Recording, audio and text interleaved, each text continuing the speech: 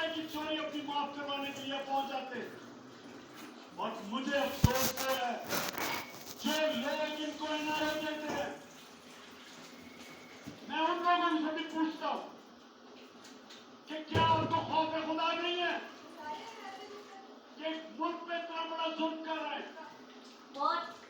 क्या आपको खौफ नहीं है कि आपने एक दिन अपने मालिक को जवाब देना है?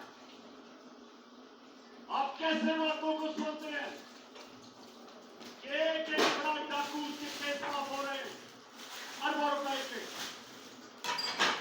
आप कैसे बातों को सोचते हैं कि बेरोजगारी और महंगाई में गरीब आदमी चोरी करता है और वो जेल में घर सड़ रहा है?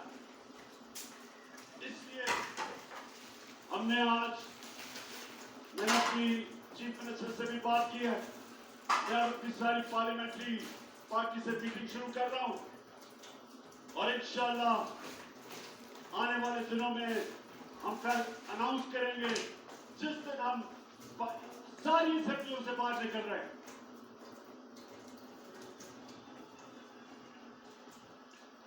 आखिर में मैं आप सबका शुक्रिया अदा करता हूं, जिस तादाद में आप यहाँ आए, जितनी मुश्किलों से आप आए, मैं आपको शुक्रिया अदा करता हूं। आपने मेरी हौसला अफजाई की, आपका शुक्रिया अदा करता हूं। और मैं आखिर में कभी ना भूलना, एक आपने आखिर में एक वोट लेनी है, हक लेना है, लेकिन ये भूलना ना कि आप एक अजीम कौम है, आपका एक अजीम मुकद्दर है।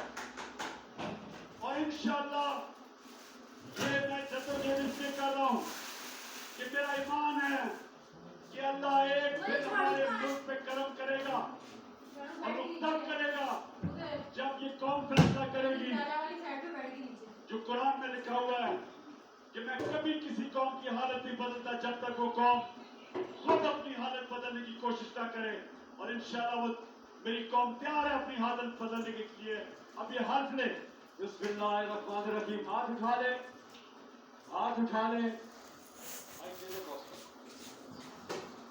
हाथ उठा के इमरान खान साहब के साथ हम हल्फ उठाएंगे। मैं यहाँ से कहूँगा, आपने रिपीट करना है, बिस्मिल्लाहिर्रहमानिर्रहीम, बिस्मिल्लाहिर्रहमानिर्रहीम।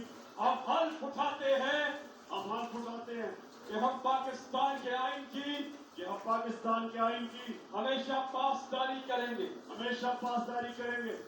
हम हकीकी आजादी, हम हकीकी के इस जिहाद में इमरान खान के साथ इंशाअल्लाह के साथ आखिर तक जदोजहद करेंगे कि हम कभी भी अल्लाह के सिवा किसी के सामने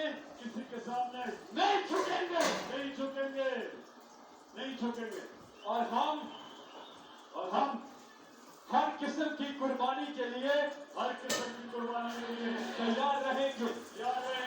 अल्लाह हम सबका हामी और नासिर हो। आमीन। पाकिस्तान